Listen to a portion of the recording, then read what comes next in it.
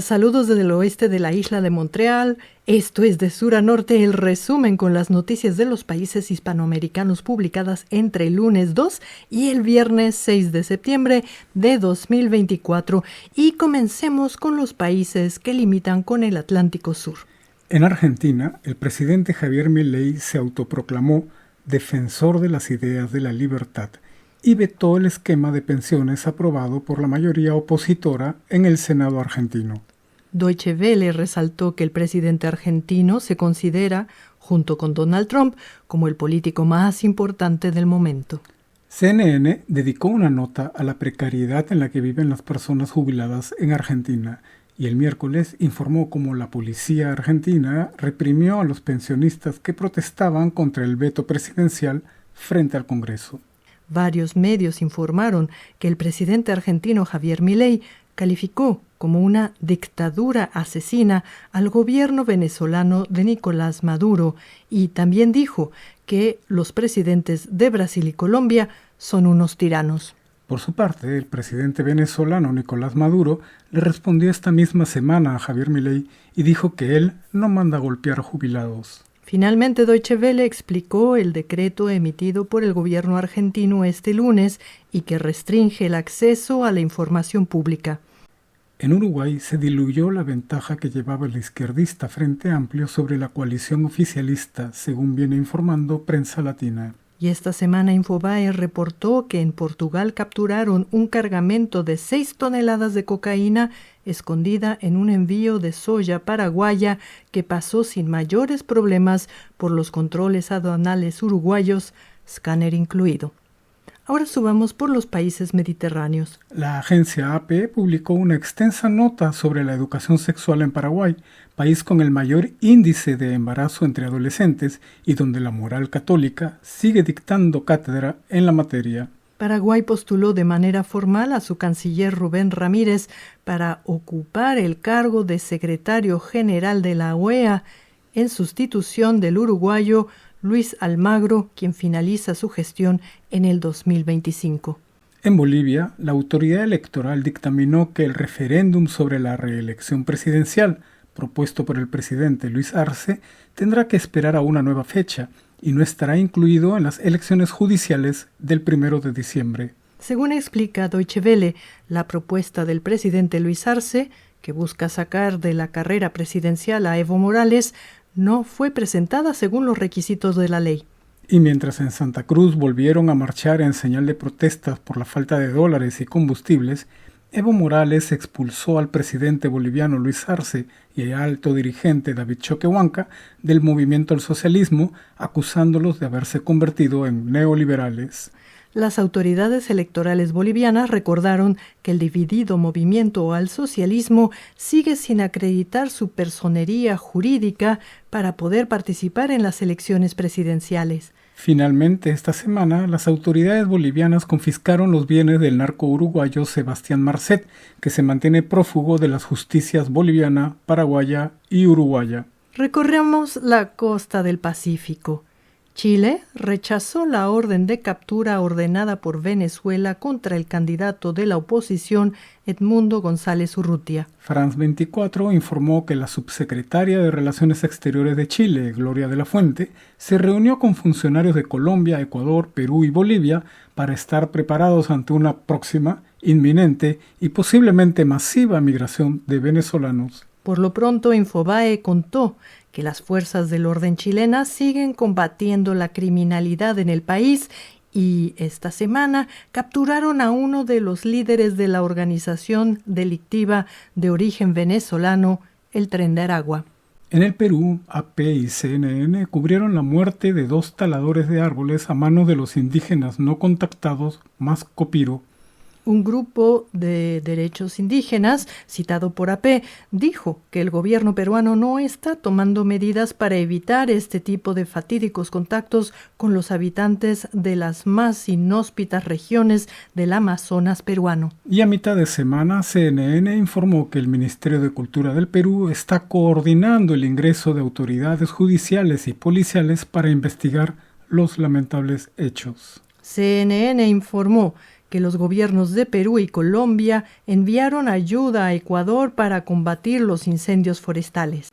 Prensa Latina, por su parte, está contando los días para que los funcionarios ecuatorianos pidan licencia antes de hacer campaña electoral para las próximas elecciones, entre ellos el presidente Daniel Noboa, que no quiere entregarle el puesto a la vicepresidente Verónica Abad.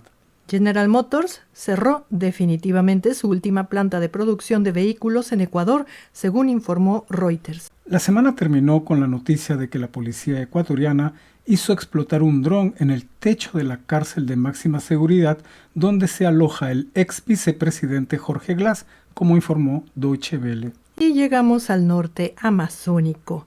En Venezuela finalizaron los apagones y distintas agencias manejaron distintas versiones, que van desde fallas técnicas hasta sabotajes perpetrados, ya sea por uno u otro bando.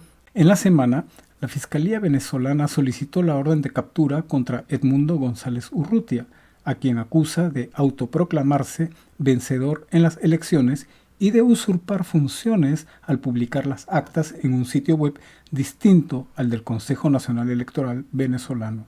La agencia AFP destacó que el presidente de Colombia, Gustavo Petro, y de Brasil, Luis Ignacio Lula da Silva, condenaron la orden de captura contra Edmundo González Urrutia. Los mandatarios de Colombia y Brasil señalaron que el régimen de Nicolás Maduro no está cumpliendo con los acuerdos tomados en Barbados, destinados a establecer una cultura de tolerancia y convivencia. Y una vez más, el presidente venezolano Nicolás Maduro adelantó la Navidad.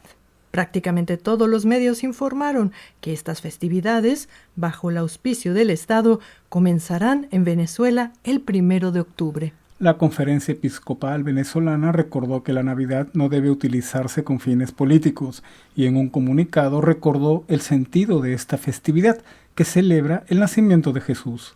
La agencia Xinhua, por su parte, informó que el comercio entre Colombia y Venezuela sigue creciendo y difundió la propuesta del presidente Nicolás Maduro para crear una zona económica binacional para el desarrollo de estos dos países. Xinhua también informó que Nicolás Maduro está dispuesto a colaborar con el presidente colombiano Gustavo Petro en las negociaciones que mantiene con las guerrillas colombianas. Un enviado de las Naciones Unidas dijo que ningún plan de paz se puede sostener en la actual Colombia porque vive sumergida en divisiones sociales y económicas semejantes al sistema de castas de la India. La nota de Reuters señaló que el 33% de colombianos vive en pobreza y el 11% en extrema pobreza. Deutsche Welle y otros medios informaron desde el lunes sobre las protestas de los transportistas colombianos ante el alza en el precio del diésel. La agencia AFP agregó que los taxistas y motociclistas también se sumaron al paro. Ahora pasemos por Centroamérica y el Caribe. En Panamá, CNN le recordó a la humanidad que el viernes de la semana pasada, el Canal de Panamá rompió un récord histórico al dejar pasar un buque de carga con 17.640 contenedores. En Costa Rica, las autoridades anunciaron que el turismo responsable y las investigaciones científicas podrán sumergirse en la reserva de la biosfera Itoy Cerere, un área natural protegida en la costa caribeña que viene de pasar por un proceso de habilitación e integración de las comunidades que allí habitan, según publicó Prensa Latina.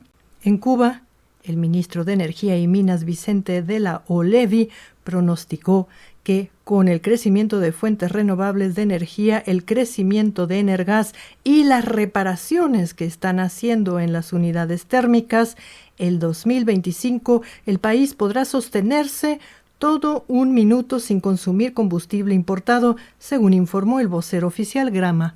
En Puerto Rico, la patrulla fronteriza de Estados Unidos y la policía puertorriqueña asestaron un duro golpe a los narcotraficantes al intervenir un navío que transportaba más de 200 kilos de contrabando, según reportó CNN. Las autoridades de República Dominicana detuvieron el avión presidencial del gobierno de Venezuela y lo enviaron a Florida, donde las autoridades de Estados Unidos aseguran que fue comprado de manera ilegal. Deutsche Welle dijo que el presidente Nicolás Maduro acusó de piratería a Estados Unidos por confiscar su avión privado y CNN informó que el gobierno de la República Dominicana ahora tiene otro avión en la mira. CNN también reportó que el presidente dominicano Luis Abinader estuvo el miércoles en Nueva York explicando los planes de inversión en infraestructura que piensa realizar su país y donde propuso que República Dominicana muy bien podría venderle electricidad a Puerto Rico, que vive en constante crisis energética. El gobierno de Nicaragua liberó a 135 prisioneros políticos en una negociación patrocinada por Estados Unidos, según informó Reuters. Estas personas viajaron a Guatemala para formalizar sus situaciones migratorias antes de ir a Estados Unidos. Amnistía Internacional aprovechó la ocasión para denunciar que el gobierno de Daniel Ortega ha entrado en una fase de profundización en la represión contra cualquier persona percibida como opositora en Nicaragua, como publicó Deutsche Welle. Y varios medios publicaron esta semana que el gobierno de Daniel Ortega anunció que también perseguirá las ideas opositoras a su régimen en el extranjero. En Honduras se armó un zafarrancho cuando salió a la luz un video en Inside Crime donde se ve al hermano del expresidente Manuel Mel Zelaya y cuñado de la presidenta Xiomara Castro negociando apoyos y favores con reconocidos narcotraficantes hondureños. La cobertura de medios internacionales incluyó información como que la presidenta Xiomara Castro dijo que todo es un intento de golpe de Estado en contra suya, que el ahora exdiputado Carlos Zelaya dijo que su hermano y su cuñada no sabían nada y les pidió perdón públicamente, que el presidente venezolano Nicolás Maduro dijo que todo es un plan imperialista de la extrema derecha y que finalmente la presidenta Xiomara Castro aseguró que no seguirá vivo el tratado de extradición entre Honduras y Estados Unidos.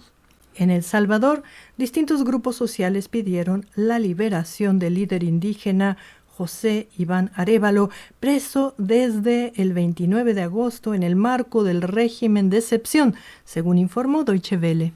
Deutsche Welle también habló de la desaparición del líder sindicalista Giovanni Antonio Aguirre, detenido por las fuerzas del orden salvadoreñas en mayo de 2022, después de participar en una marcha política. CNN, por su parte, informó que la Comisión Interamericana de Derechos Humanos pidió al gobierno de Nayib Bukele que detenga su régimen de excepción establecido en marzo de 2022 y que restablezca los derechos y garantías constitucionales. Para finalizar con El Salvador, Deutsche Welle informó que las víctimas de un desfalco de $35 millones en una cooperativa de ahorro se quejan de que el gobierno no los toma en cuenta para salvaguardar los $230 millones en activos que aún restan después del hurto que cometieron los funcionarios.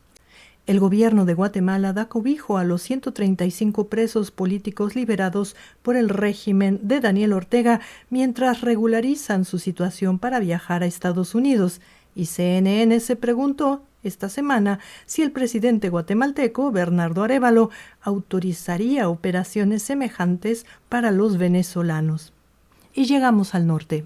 En México, la semana comenzó con los comentarios en diferentes medios alrededor del último informe de gobierno del presidente Andrés Manuel López Obrador, donde el mandatario dijo, entre muchas otras cosas, que el sistema de salud mexicano es mejor que el de Dinamarca. El lunes, los medios también informaron sobre el avance de la reforma judicial propuesta por el presidente mexicano. El martes, los medios cubrieron los intentos de los jueces por detener el debate legislativo y el miércoles publicaron que la Cámara de Diputados aprobó la propuesta de reforma judicial que ahora pasará a la Cámara de Senadores. Deutsche Welle informó que los inversionistas estadounidenses pausaron sus inversiones en México a la espera de una mayor certidumbre jurídica, según lo hizo saber Larry Rubin, presidente de la American Society of Mexico. AP, por su parte, informó que el gobierno mexicano dijo que transportará en buses hasta la frontera norte a los migrantes que tengan cita con las autoridades migratorias estadounidenses. En Estados Unidos, varios medios informaron que Ismael El Mayo Zambada, uno de los fundadores del cártel de Sinaloa y preso en Texas luego de ser secuestrado en México, aceptó comenzar sus juicios en Nueva York. Luego lo esperan las cortes de Illinois y Texas. En Canadá, Reuters informó que Air Canada ofreció a los pilotos aumentos de hasta 30% en sus salarios para evitar huelgas. Esto como consecuencia de la petición del sindicato de equiparar sus salarios con el de los pilotos estadounidenses. Y finalizamos con el dato de la semana. En la lista de los 10 parques nacionales más extensos del mundo figuran 2 sitios venezolanos. El Parque Nacional Caura, con más de 75.000 kilómetros cuadrados, ubicado entre los estados de Bolívar y Amazonas, y el Parque Nacional Parima-Tapirapeco, con más de 38.000 kilómetros cuadrados en el Amazonas venezolano. En el Parque Nacional Sierra del Chiribiquete en Colombia, con más de 42.000 kilómetros cuadrados, también figura entre los 10 parques nacionales más grandes del mundo. Con la extensión territorial otorgada por el gobierno costarricense en julio de este año, el Parque Nacional Isla de Coco superó los 54.000 kilómetros cuadrados y se sumó a la lista de los 10 parques nacionales más grandes del mundo, según Wikipedia. Bueno, amigos, esto fue de sur a norte, desde la isla de Montreal, donde del 1 al 16 de septiembre se está llevando a cabo una muestra de películas del cine de oro mexicano. Les deseamos un feliz fin de semana y nos despedimos. Hasta la próxima.